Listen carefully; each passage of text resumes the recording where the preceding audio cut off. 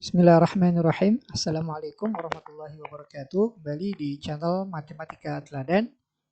Kali ini saya akan melanjutkan pembahasan dimensi 3 mengenai bagaimana cara kita menentukan sudut antara garis dan bidang.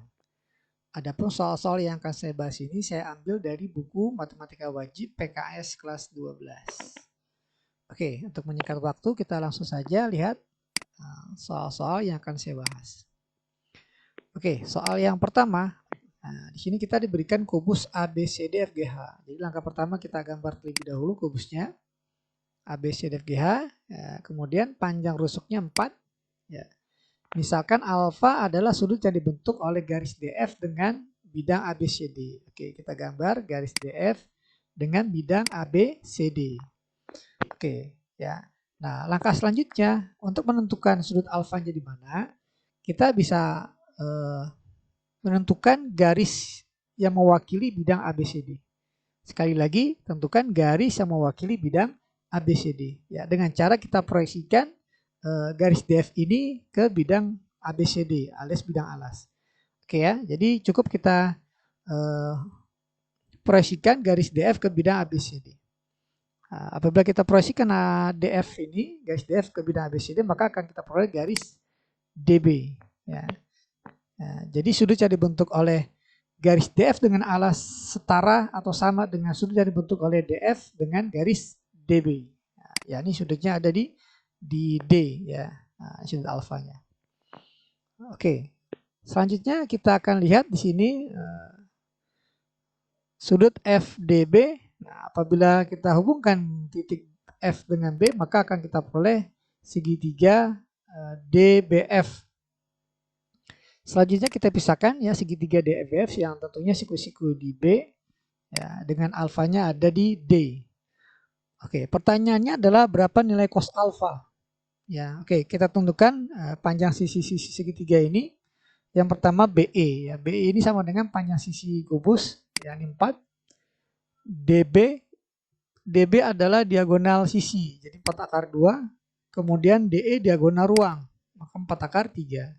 Oke, pertanyaannya adalah berapa nilai cos alfa? Cos alfa rumusnya samping bagi miring, berarti 4.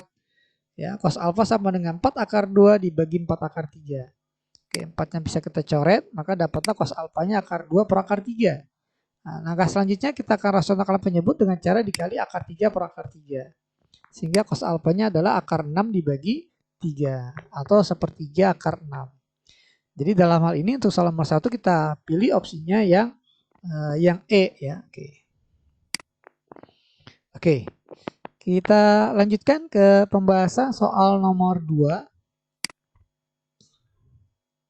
Oke, soal nomor 2. Nah, sama kita diberikan kubus ABCDFGH. Kita gambar terlebih dahulu kubusnya. Nah, besar sudut yang dibentuk oleh garis AH dengan A bidang ACGE. Ya, jadi pertanyaannya langsung besar sudutnya. Yang dibentuk oleh garis AH, kita gambarkan garisnya AH dengan bidang ACGE. Ya, bidang diagonal. Ya, bidang diagonal ACGE. Oke. Untuk menentukan besar sudutnya berapa, kita tentukan dulu sudutnya ada di mana.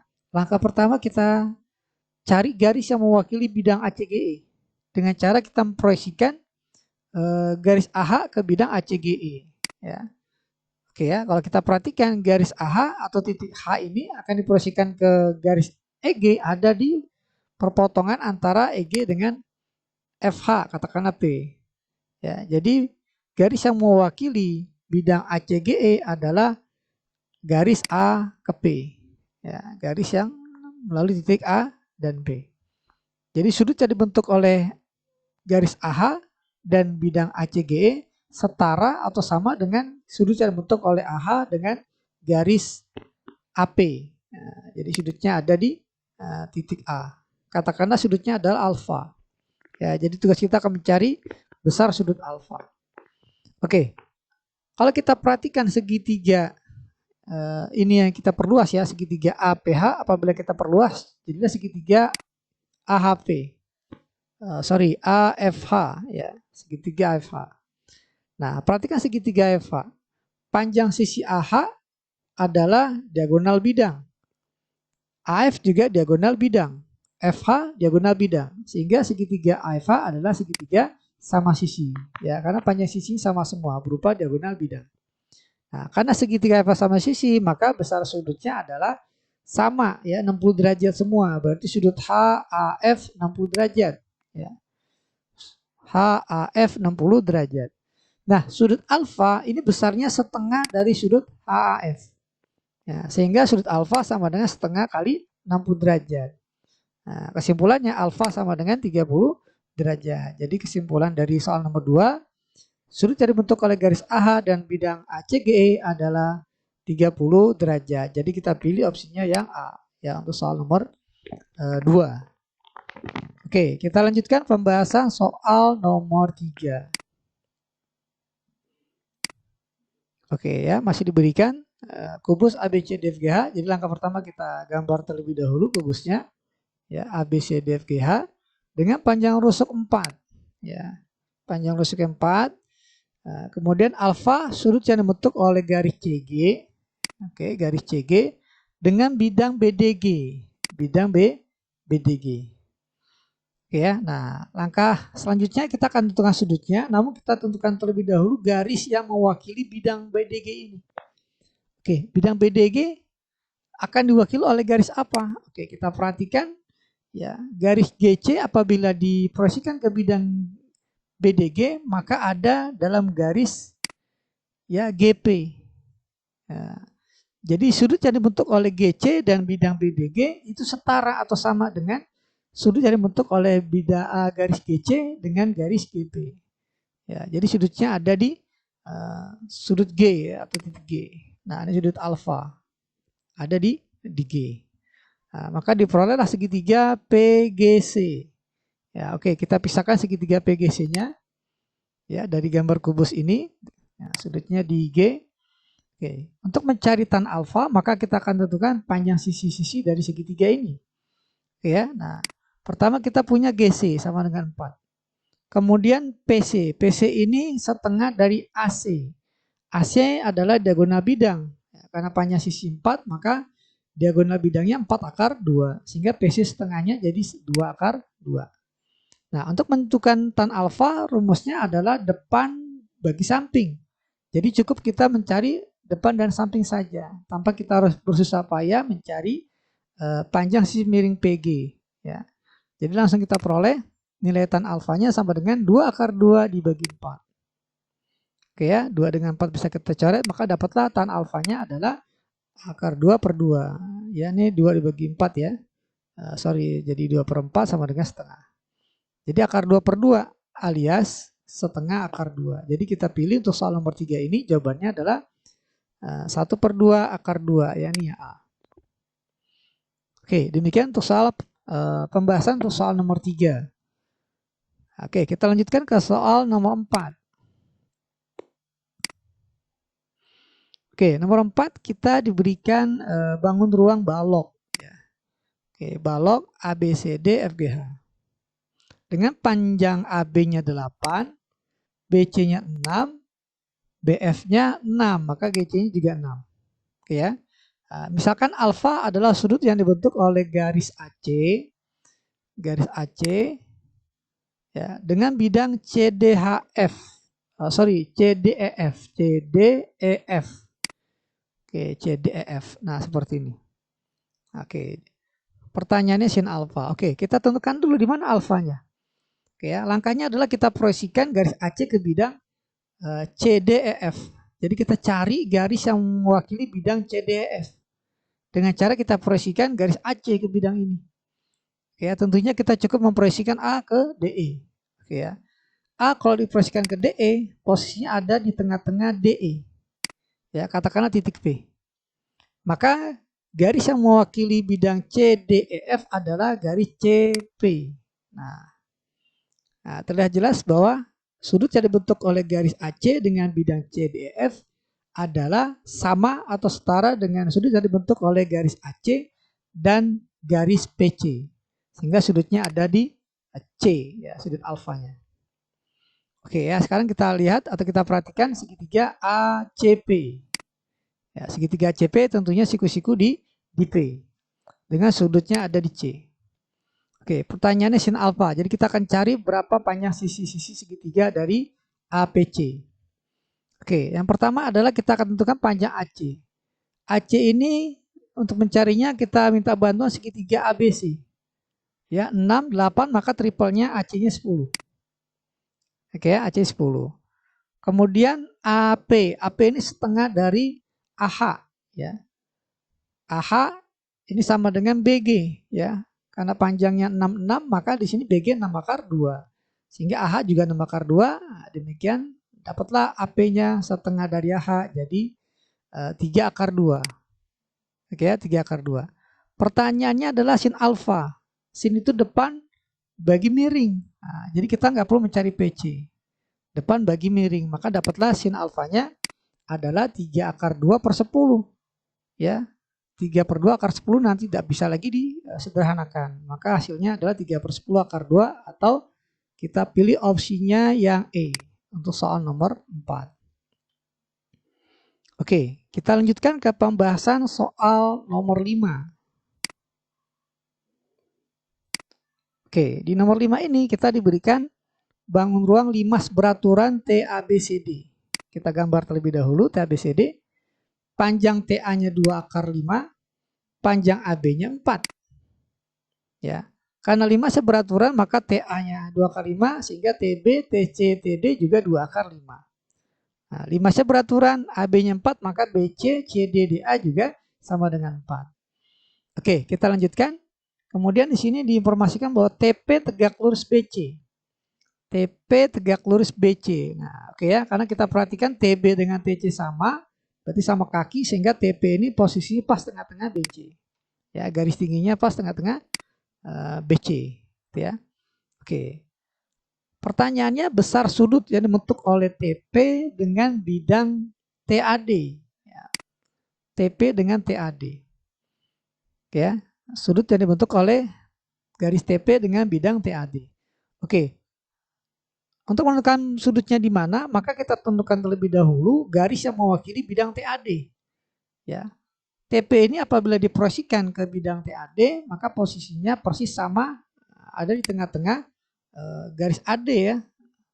Katakanlah P aksen. Maka garis yang mewakili bidang TAD adalah TP aksen. Dengan kata lain, garis yang dibentuk sudut yang dibentuk oleh TP dan bidang TAD setara atau sama dengan sudut yang dibentuk oleh garis TP dengan TP aksen. Jadi sudutnya ada di T. Katakanlah sudutnya adalah alfa. Maka dapatlah segitiga TP aksen P. Ya. Kita pisahkan segitiganya dari limas ini. Ya, TP aksen P. Oke, langkah selanjutnya kita akan cari ya, panjang sisi-sisinya terlebih dahulu. Ya, panjang sisi-sisinya kita lihat untuk mencari TP aksen, kita minta bantuan segitiga ATP aksen. Ya, ATP aksen. Jadi kita akan mencari panjang luas garis TP aksen. Kita tahu bahwa TA sama dengan 2 akar 5 ya di soal. Kemudian AP aksen ini setengah AD. Ya, panjang sisinya 4. Jadi kalau AD 4 maka AP aksennya 2.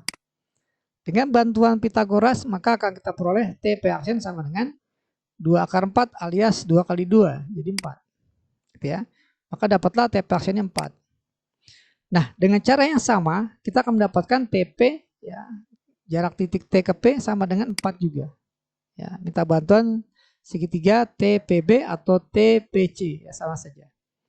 Kemudian PP aksen kita perhatikan sama dengan panjang AB. Jadi sama dengan 4. Nah, kita perhatikan segitiga TPP aksen. Ini panjang sisinya semuanya sama ya 4 4 4 sehingga kesimpulannya segitiga TPP aksen adalah segitiga sama sisi. Ya.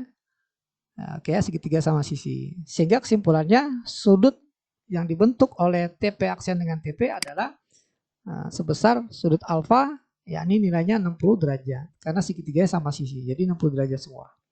Oke, jadi untuk nomor 5, opsi yang kita pilih adalah 60 derajat, yakni yang C. Oke, ya.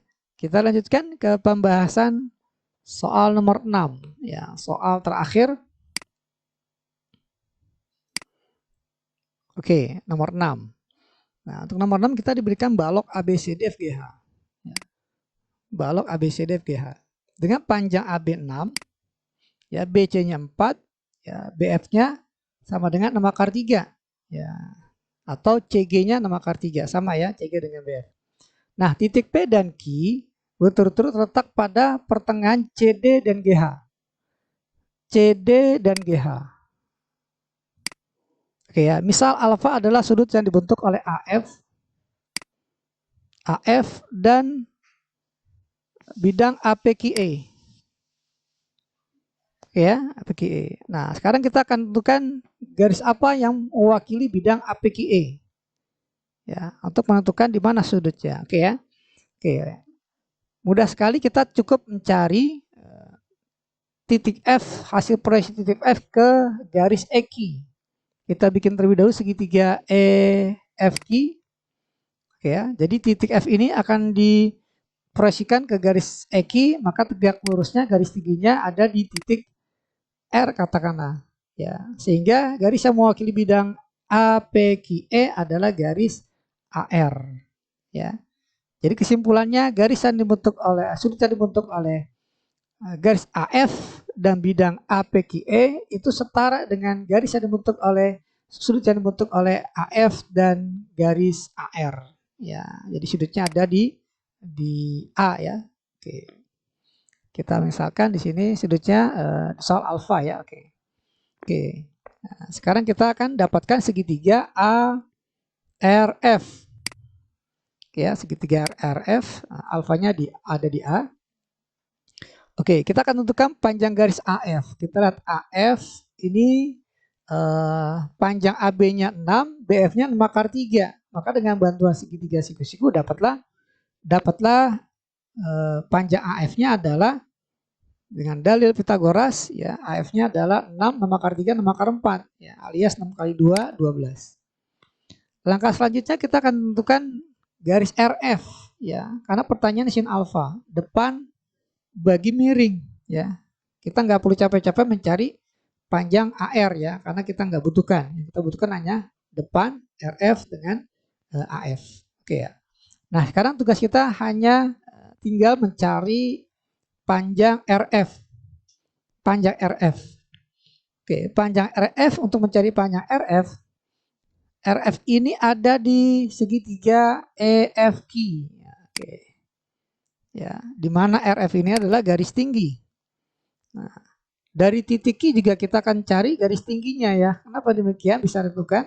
Nah, karena QF sama dengan 5. Ya, QF sama dengan 5. Ya, karena di sini BC-nya 4, PC-nya 3, maka kita peroleh PB-nya 5. Ya, sama dengan setara dengan QF ya 5. Dengan cara yang sama, EQ juga sama dengan 5. Karena EH-nya 4, HQ-nya 3. Ya. Jadi EQ juga 5. Nah, karena segitiganya sama kaki, maka dari titik ditarik garis tinggi pas ya posisi di tengah-tengah EF. Ya, pas di tengah-tengah EF.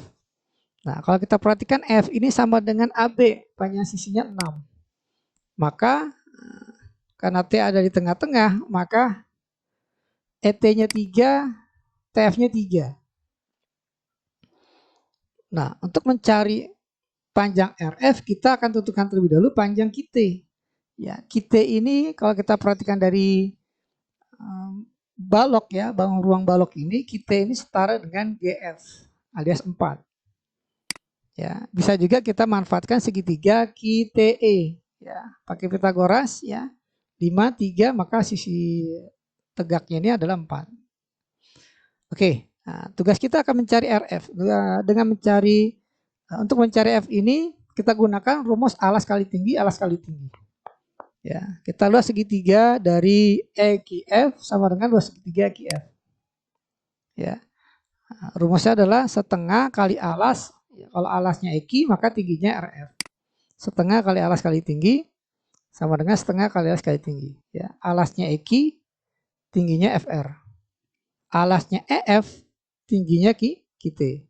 Oke, kita cari setengah dengan setengah, maka dapatlah alas kali tinggi, alas kali tinggi. Oke ya, nah, kita akan cari FR ini. Ya, FR sama dengan EF kali QT dibagi dengan EQ. Ya, maka FF sama dengan ya FR-nya sama dengan EF 6 kali QT-nya 4 kali EQ-nya 5. Jadi 6 kali 4 dibagi 5. Jadi FR-nya adalah 24/5. Ya, FR-nya sama dengan 24/5. Sehingga kita bisa taruh di sini bahwa panjang FR atau RF sama dengan 24/5. Nah, langkah terakhir adalah kita akan mencari nilai perbandingan sin alfa.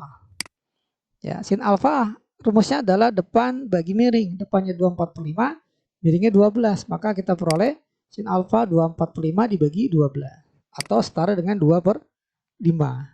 Ya. Maka untuk soal nomor 6 ini kita pilih opsinya yang C ya, 2/5. Nah, demikianlah ya pembahasan bab dimensi 3 mengenai bagaimana cara kita menentukan sudut yang dibentuk oleh garis dan bidang. Oke ya, jadi nantikan pembahasan soal-soal matematika berikutnya. Tentunya tetap di channel yang sama, channel Matematika Teladan. Jangan lupa untuk klik like and subscribe. Saya ucapkan terima kasih. Wassalamualaikum warahmatullahi wabarakatuh.